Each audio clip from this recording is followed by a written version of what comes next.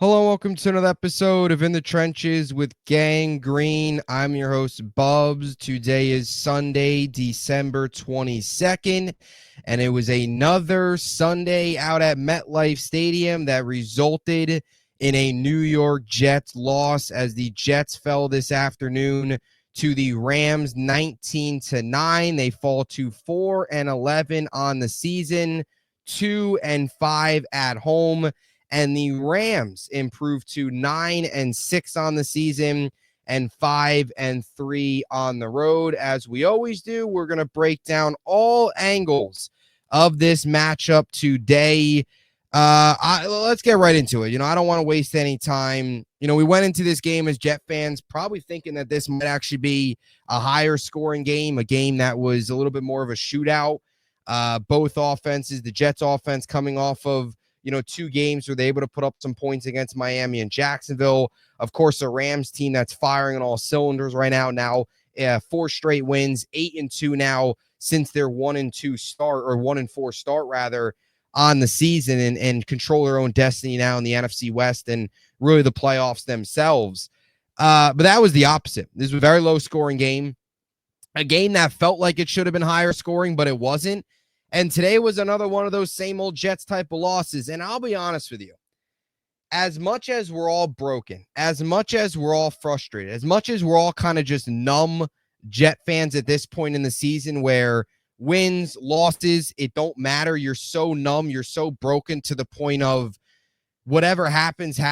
You're kind of emotionless watching these games. When something good happens, something bad happens, maybe a couple times you laugh at something bad or embarrassing, or sometimes you even just laugh when this team plays well because you're thinking to yourself, why did now they wait again until December to start looking like a competent football team? But today's game, for some reason, and as much as we all know, and I know, again, you guys know where I stand on this, we all understand losses are probably better for this team moving forward. Today's game, for some reason, actually, like, I was walking away from it oddly frustrated, oddly annoyed at the way this game ended. And not so much annoyed in like the loss itself, because as much as they do stay at the 8th overall pick, again, these type of games, the only really thing you can do is just hurt your draft positioning with those wins. The wins don't really matter much at all, especially when it's going to be a new regime. So it's not like there's going to be any difference in belief in the coaching staff if you start winning games down the stretch because everybody's gone. It's a little bit different in winning games down the stretch if you want to see what guys do in terms of belief in the coaching staff, belief in each other. This team's going to look a whole lot different. They're going to do a whole 180 in the offseason from a coaching staff and even roster perspective. There's going to be a lot of turnover on this roster. But today's game, oddly, is just, in a way, just annoying. It's like oddly frustrating to the fact that you're just so sick of watching these type of games unfold. And it's just another one of these games today where they found a new way to lose. Like the New York Jets, every single week, it feels like, find new ways to lose. And today was another one of these days where not only did they find new ways to lose, but they also found themselves on the wrong side of a statistical landmark or on the wrong side of a statistical, I guess, metric or whatever. Yet again, like Rich Samini earlier today, I'm going to read you 2 stats on this Jets team from what happened today. And it just shows you how bad this team is. And maybe it's because of you're watching all these other games and you're seeing all these other teams. You see what the Commanders were able to do today. You see all these other teams able to turn it around. And maybe it's just the fact that it's almost Christmas. There's only 2 games left in the season. And we're once again like realizing, once again, like season's almost over, 2 games left, all this stuff. But just look at these numbers from today's game. This is the second time since 1940 that a team has not punted in a game and failed to score at least 10 points. The other time that happened was on September 1st, 1991, week 1 of that season, when the Colts lost 16-7 to the Patriots. The 1991 Colts that year finished 1-15. The only win being over who else? The Jets. Always finding themselves on the wrong side of history. Here's another stat for you. The Jets have lost 6 straight games in which they outgained their opponent. Overall in the season, they're 1-6. The longest single season drought since the 2020-2021 Jaguars, who lost 9 straight games. I mean, that is just crazy. And today was another one of those games where they invented a new ways to lose. They didn't punt today. Thomas Morstead did not go out there and punt for the New York Jets. And what's actually funny is the Jets, for their 24 hours to the game graphic, used Thomas Morstead. So maybe they knew something, that he wasn't going to punt, so they put him on the graphic because that was the only time we'd see him. But either way, Thomas Morstead didn't even see the field today.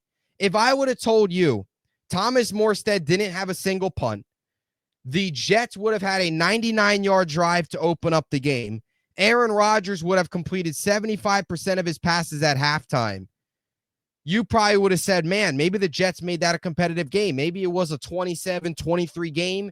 Nope. What do the Jets do? Well, terrible coaching, 2 bad turnovers. They found a way to only put up 9 points, including getting shut out in the second half. Another one of these games where the Jets go into halftime with a lead, come out and don't even show up in the second half. Right? They start that second half with that 14-play drive that ended on a 4th down, misconversion, which I really questionable that play call. Really was a questionable play call. 4th and 4, and you're going one-on-one to Devontae. Don't love that. Rodgers all game was forcing it to Devontae to try and get his 500th touchdown pass, which I don't care about your milestones, none of that stuff. Spread the ball around. Get Garrett Wilson involved. The fact that Garrett Wilson was basically a non-factor today and was running wide open again, and Rodgers was forcing it to his boy Devontae, is completely ridiculous. So I say this to the Jets fans that last week that were all crazy about the Rodgers to Devontae connection against the 32nd ranked defense in the NFL. How about we see some Garrett Wilson? Instead of forcing it to Devontae all game, especially on 4th down, when Garrett was open, it's ridiculous. Now, you did have that nice touchdown to Devontae, but that was it. That was it. First drive of the game, that was it. Then they had the fumble. Rodgers had the fumble. Then they missed another 4th down opportunity. Then they missed a field goal, punt for the Rams, got the ball back, and Xavier Gipson, who's probably got one of the longest leashes you'll see at punt returner in the NFL, muffed the punt today, and that was it. Didn't even give the Jets a chance to get the ball back and try and make a miracle happen with no timeouts. I mean, that was just that was so Jets right there. Right? You have no timeouts left. You got a minute whatever on the clock. Like at that point in the game, it was basically going to be Rodgers just chucking up bombs downfield or taking advantage of a prevent defense and just getting the ball across the middle and just running no huddle all the entire time. And the Jets couldn't even get the ball back. Xavier Gipson muffs it. And you had the terrible, terrible sequence today. Awful sequence today. Where the Jets, with about 2 minutes and 21 seconds left before the 2-minute warning, they didn't know what to do. 4th down, they didn't know whether or not to punt it or to kick the field goal or to go for it. You see Rodgers, signaling to the sideline, timeout. They don't take a timeout. They get to the line. Max Mitchell jumps off sides, or a false start rather. Then you get the false start, back up 9 yards, and then what do the Jets do? They kick the field goal. Awful clock management, and they missed the field goal. I mean, that is only the Jets. Do you see sequences like that happen? Quarterback, coach don't know whether or not on the same page, whether they're called a timeout, not call a timeout, so they rush up to the line of scrimmage. Max Mitchell, which we'll get to the Olu injury in a second, came in for Olu. We know what Max Mitchell is. He stinks. He's no good. He's been inactive for a good portion of the games this year. But either way, Mitchell jumps off sides, then they decide to kick the field goal. So they move back 5 yards, then they decide to kick the field goal. Instead of calling a timeout, reassessing where they were, or just kicking a field goal right away, instead they move themselves back 5 yards, make the field goal harder, and take them out of position of potentially converting on a 4th and 4 and burn 19 seconds off the clock. And then they miss the field goal.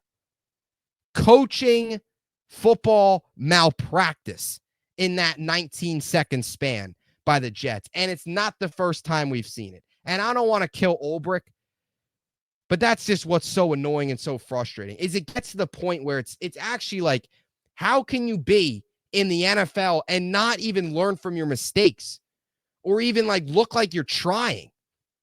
Like they were so lethargic. There was no urgency. There was nothing on that stretch. And what do? They just take penalties. And this offensive line's been great this year. But everybody on the offensive line today committed a penalty. 8 penalties up front in the O-line. And a lot of those came in the second half. And it's the simple stuff. It's the holds. It's the false starts. It's the illegal man downfield. It's all that stuff that just kills you in games. Kills you in games. And there was a lot of times today where Rodgers had time, held on to the ball too long, and, couldn't make anything happen. And today was another one of those days where you saw Rodgers throwing over 40 times. Brees had 14 carries. And then you see what the Rams did, and you're like, oh, wow. In this weather, what did the Rams do? They ran it 31 times for 132 yards and a touchdown. 122 of those came on the legs of Kyren Williams, who was averaging 5.3 yards per carry. And I know some people might look at this and say, oh, man, the Jets offense was bad today. Jets defense played well. You did not watch the game then. The Jets defense today, I would not say played well.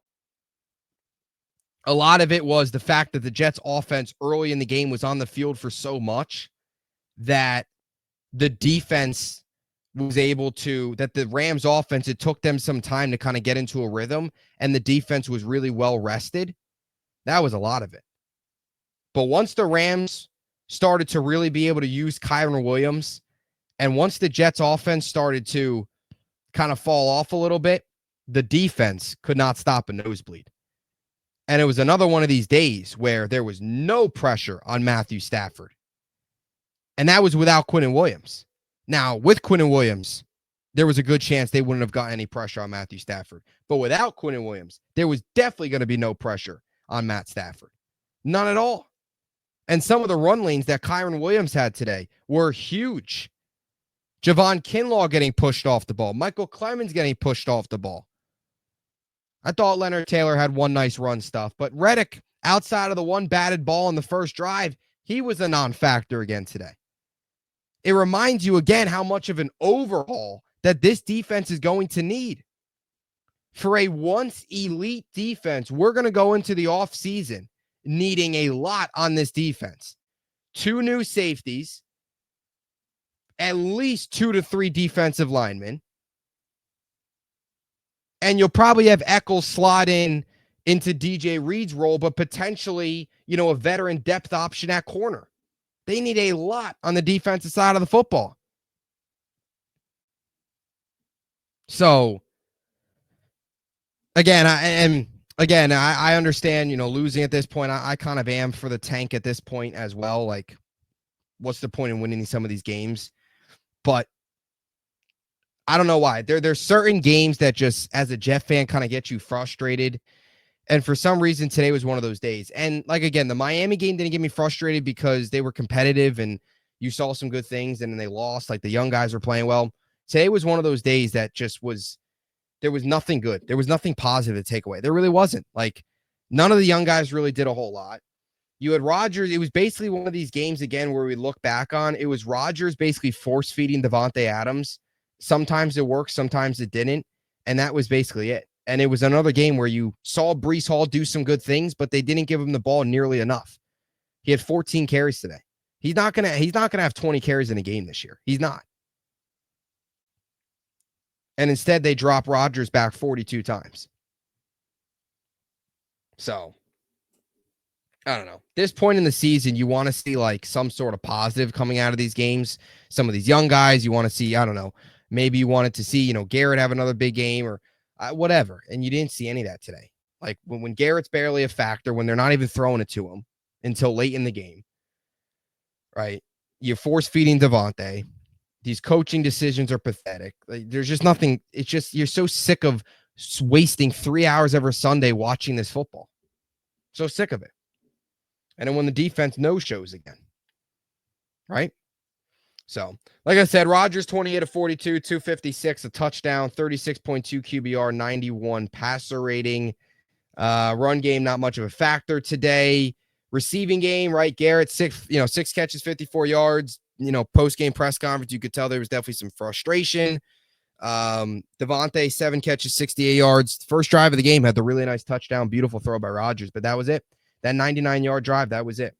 And that's another thing, too, about this team is like every single game they have those flashes of what they can be or what they can do. And then it's whether it's coaching, whether it's turnovers, whatever it is. Some games it's coaching, some games it's turnovers, some days it's whatever. It's usually a mix. Today was a little bit of everything. It was turnovers, it was coaching.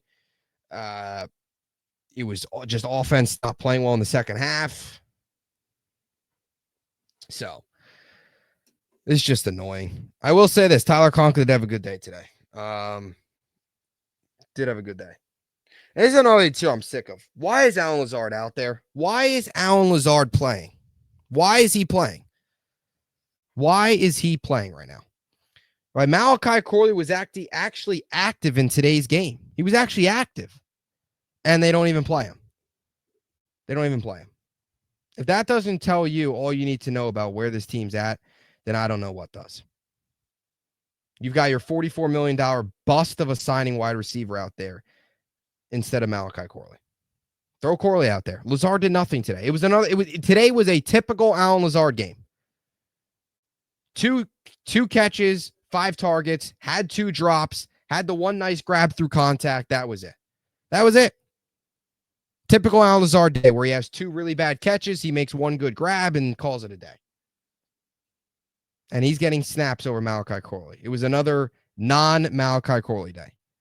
Can we at least see the guy, whether or not the Jets think he's that good or not, whether or not his development isn't going as planned? Can you at least throw him out there? Who knows? You don't know. I mean, let's be honest. Do we even trust this coaching staff to evaluate talent right now? Because obviously what they see in some guys isn't true. So maybe if they don't see a great player, Malachi Corley, maybe he's the opposite because this team can't evaluate talent because they suck so bad at that. So that's the offense. Defense, I think today was maybe the first day where, not the first day, it's happened all year, but like the defense isn't playing with any energy. There's not many games. I know Tony Adams had the pick and all that stuff, but the defense isn't playing with any energy.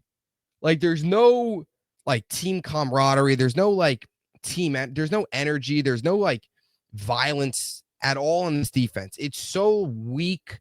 They get pushed around. And that just shows you when you're if you're a defense that struggles stopping the run, you're a weak unit. And that's what the Jets are. They are a weak unit up front, especially on the defensive line. They're weak. They're weak. They get pushed around. They get bullied. It's pathetic. Pathetic.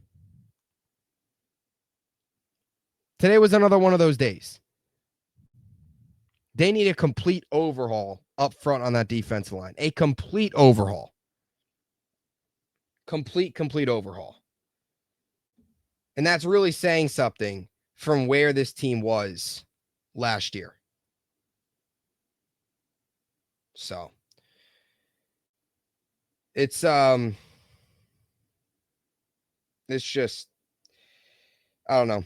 I probably shouldn't be yelling this much over a game that happened on December 22nd when the team's 4-11, but I don't know. There's an occasional loss, even when you're kind of at the point where, rooting for wins kind of, right, it kind of goes into the back of your mind. Like, even where we are in the season, today's loss just is, I don't know, just sitting there seeing the team melt, seeing Lazard drop passes, seeing Rodgers just force it to Devontae, seeing the clock management in some of these situations. It's just like, it's not only just, you're just sick of watching it. You're just sick and tired of watching it. Like, we just don't deserve this. And then you get the Olu injury. Ulbrich didn't provide much in his press conference. I'm sure he'll probably have more tomorrow morning. However, a few beat reporters said that he was in crutches in the locker room, so that was not good. It seems like it's the foot, not the Achilles. So that's at least a positive, but I mean, he was in a lot of pain. He got carted off. He couldn't put any weight, got to the sideline, then they carted him off from the sideline to the locker room. For a guy playing that well, it just sucks because it's another one of these moments where it's like, why can't we have nice things? Like, you finally feel like you've got your franchise left tackle, and now he goes down in a meaningless December game. Like, he couldn't even make it out of the full season. And I don't want to speculate, but it didn't look good from the pain he was in, having to get carted off. Oftentimes, if you get carted off, especially for an offense lineman, a guy that size, especially a player that young and where they're at in the season, he's probably not going to be back the rest of the year, which, no matter the severity of it, might not be the worst thing, because if you throw him out there next week and he's not 100%, you could be risking further damage. You'd rather just, at that point, you would just say, shut him down. But you hope he's okay. You hope it's nothing major. You hope it's nothing that potentially can impact him to where next year it impacts and stunts his development. Because that's when you get scared. That's when you start to question, okay, how is this going to impact his career as a whole? So just hopefully Olu's okay, man. He's been an awesome player. He's been a bright spot. He's been one of those guys that's been really easy to root for. Like, as much as we talk about how this team has been a very unlikable bunch, and not an easy team to root for, seeing Olu succeed and the way he carries himself, it's been awesome. And you just hope it's nothing major. He doesn't deserve it. We don't deserve it as fans. It just sucks. It just sucks in a game like this, meaningless December game. One of your bright spots, the future piece, cornerstone at left tackle, just goes down. And nobody in America needs to watch Max Mitchell play tackle the next two games. Nobody needs to watch that. Or Carter Warren, for that matter. I could do a better job probably than both those guys. And I think that shows you how good Olu's been. The drop-off between him and them is pretty drastic. So hopefully Olu's okay. We'll probably know more tomorrow. I'll have a pod up tomorrow. Not sure if it's going to be in the morning or later on. So stay tuned. I'll have a pod up at some point tomorrow. So just look forward to it, as we always do after Mondays. And then take a couple days off, Christmas Eve, Christmas Day, all that stuff. And then we'll be back towards the end of the week to get some Bills preview stuff, talk more Jets, all that good stuff. So probably have an update on Olu tomorrow. Hopefully everything's all right. Let me know what you think in the comment section down below about this game. Where do you stand? Are you oddly frustrated like I am, where you're just walking away from this game like, what the heck was that? That was gross. Why did I just waste 3 hours watching that? Do you not care? I mean, I'm not going to care after this. This is like my venting session. It's over. So that will do it. Let me know what you're thinking down below. Talk to you guys soon. Till next time, JETS, Jets.